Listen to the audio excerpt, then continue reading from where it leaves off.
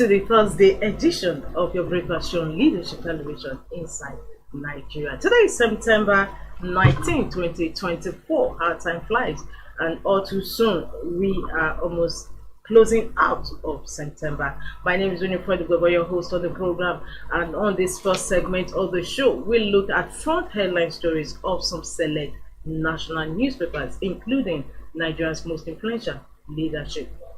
Like normally do on the program, we also like to flag up with leadership. Leadership's leading story today, September 19, 2024, says operational cost, poultry industry faces imminent collapse. Operational cost, poultry industry faces imminent collapse. 25 million jobs threatened, stakeholders seek subsidy. Farmers decry hijack of import waiver on grains. 25 kg of feed now 25,000 naira. Crate of excess for 5,000 naira, 6,000 naira. Kickers beneath that leading story today on leadership. Operational cost, poultry industry faces imminent collapse. Still on cover of leadership, tremors in FCT, no cause for alarm, federal government. NAF ellipse materials for Edo governorship election. Troops kill 4 terrorists, rescue 20 hostages in Kaduna. Obi used us for go go go Ngwo dance. Labour Party leaders, page 20 of leadership is the continuation of that story. Obi used us for go go go Ngwo dance. Labour Party leaders. Cybercrime levy led financial institutions pay for it. Stakeholders. These stories on page 7 of leadership. That takes us to the stories above the masthead. Drama over Yaya Bello's appearance at EFCC. Russia, Iran strengthening ties to counter Western sanctions. Russia, Iran strengthening ties to counter Western sanctions. And also don't forget to get a copy of Le Vogue and All Color Glossy lifestyle magazine from this table on Sunday. It's action in Leadership Sunday. So as you grab a copy of Leadership Sunday, you also have that copy of the book.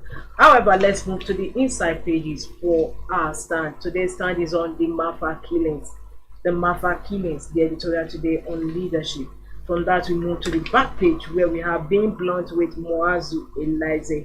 Moazu Elize is the GMD of Leadership Media Group, and today is writing on Beyond the Murder of Bandits Kingpins. Beyond the murder of bandits kingpins. Open quote, ending banditry in the region and effectively restoring its lost glory requires more than mere killing of the Sububus, Fakais, Stooges, and their foot soldiers. End quote. That is a snippet of a quote from that column, Beyond the Murder of Bandits Kingpins. For more, the editorial inside stories and the continuation of the headline stories, log on to the website of Leadership today, www.leadership.ng. From Leadership, we move to the Punch. Of course, Saturday is the Guba Post for Edo election, and all the other papers on that menu today are awash with that leading story. And the Punch says Edo poll, INEC deploys 5,000 BVAs, 18,000 ad hoc workers. APC Labour Party tackle PDP over Obaseki's 1 billion naira grant to market women. NAF aircraft arrive Edo with sensitive materials. We can actually see the pictures of the NLife flight as they upload that sensitive materials for Edo State governorship election to Benin Airport yesterday. Beneath that, Bono flood donations hit 17 billion naira. Obasanjo sympathizes with victims. Earth tremor. Abuja community plans relocation. Federal government allays fears. Private employers paying below 70,000 naira risk jail. Federal government. And beside the masthead, Yaya Bello, EFCC besieges Kogi Governor Lodge. Tinubu may merge MDA, scrap humanitarian ministry. The story is on page 2 of the Punch. Tinubu may merge MDA, scrap humanitarian ministry. PDP National Working Committee members plot Damagum's removal. Cameroon Dam states plan emergency shelters. That concludes review of front headline stories today on the Punch. For more, log on to www.punchng.com. And going over to the next paper on our menu, that is Vanguard. Vanguard has similar story for Edo Guba, and it says Edo Guba, CDS, police, NSCDC warn troublemakers. Edo Guba, CDS, police, NSCDC warn troublemakers. And the writers beneath that leading story says it was watching, we can't afford to fail. Police begin covert operations as plainclothes personnel infiltrate cities, dark spots. DIGs Frank Mba, Daniel Pedro to lead 35,000 police personnel. Why Akpata is most qualified, Osaiku NSCDC deploys 6,433 personnel. Court restrains IGCP from arresting, intimidating 68 PDP members. PDP vows to resist illegal arrest, detention of members. We also have a picture of the election materials arriving Benin for Edo polls yesterday, just like the Punch. Beside that, economic crisis, we warned you, Baba Ahmed tells Nigerians. Schools resumption, parents authorities blame low turnout on harsh economy. Schools resumption, parents authorities blame low turnout on harsh economy. Mossop rise, Tinubu threatens oil war in Ogoni. Only 7 states fully implement contribution as assets hit 20.79 trillion naira pencon. And in sports, Asaba 2024, Delta wins National Youth Games ahead closing ceremony today. Lagos Edo in battle for second spot. That takes us to the news about the masthead of Vanguard. Importers abandon fish cargoes in Lagos port over forest landing costs. Major marketers begin lifting of petrol from Dangote refinery. CTC practice direction, Nigeria's aviation global rating shoots up 70.5%. That also concludes the review of front headline stories today on Vanguard. For more, log on to the website of Vanguard newspaper. From Vanguard, we move over to This Day. This Day also has similar story on the forthcoming Guba election in Edo State this weekend. It says CDS to Obaseki, we have Tinubu's mandate to ensure free fair poll in Edo. Governor begs General to talk to IGP on fairness. PDP, we are ready for election, alleges APC bringing thugs from Imo Kogi. Obi rally support for Akpata, attacks security agencies, INEC on credible polls. Police refute alleged clampdown on PDP. Citing alleged police compromise, Uriwa asks NSA to take over security. And above this leading story, we have party constitution, not governor, removed Abure. Labour Party leadership, says Peter Obi. Say party warned Nigerians about APC. S-chair explains why INEC is against him. I'll take that once again. Party constitution, not governor, removed Abure. Labour Party leadership, says Peter Obi. Say party warned Nigerians about APC. S-chair explains why INEC is against him. That takes us to the stories about the masthead of this day. CBN reintroduces controversial cyber security levy, slashes tax to 0.005% from 0.5% on all electronic transactions. Global Aviation Board discussed Nigeria high over efforts to comply with Cape Town Convention, comments Keyamo. And with that, we conclude today's review of front headline stories on this program today, Inside Nigeria. We have the second part of the program coming in shortly with our guest in the studio. Don't go away, stay tuned for the second half of the program.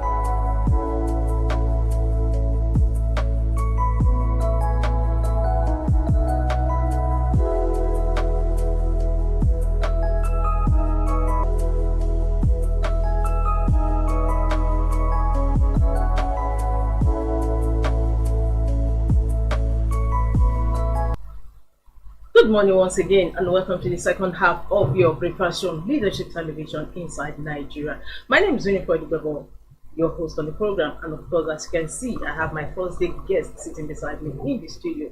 He is a political economist, public affairs analyst, Olamilekun Adefolari. Thank you so much once again. Thanks for having me. Very good morning to all of you as well. Thank you so much.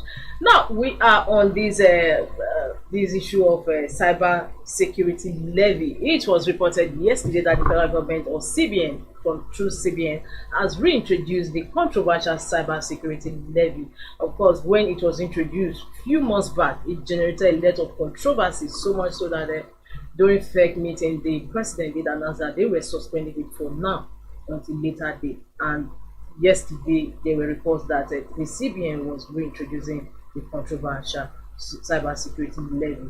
But this time around, they have slashed it to 0.005% from 0.5% on all electronic transactions. However, some sections, especially the civil society organizations, are saying that banks are liable to pay it, not individuals. What do you have to say? Exactly, because most of because already we are paying VAT. Yes, we are paying VAT. We are even paying for. We are paying VAT. We are paying for the services that we are being charged. Paying postal duty of 50 naira. So the fear is this. The fear is this. The bank will definitely pass the pork on their customers. Yes. And the period for it. But how can we prevent this?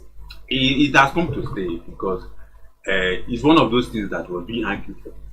You remember when we discussed this, and I said it was one of these ideal or novel way of trying to ensure that we have funds to take care of our cyber security, because government alone cannot fund it, and the banks, the financial sector alone also are a little bit handicapped in saying they can fund it.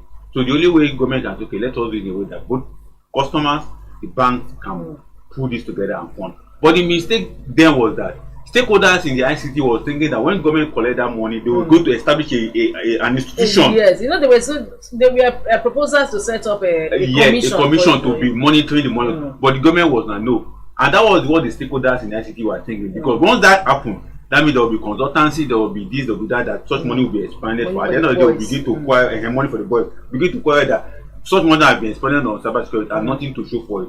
But the other argument is this, that this money is not going to go to the federal government alone. The banks are already providing cybersecurity architecture for themselves.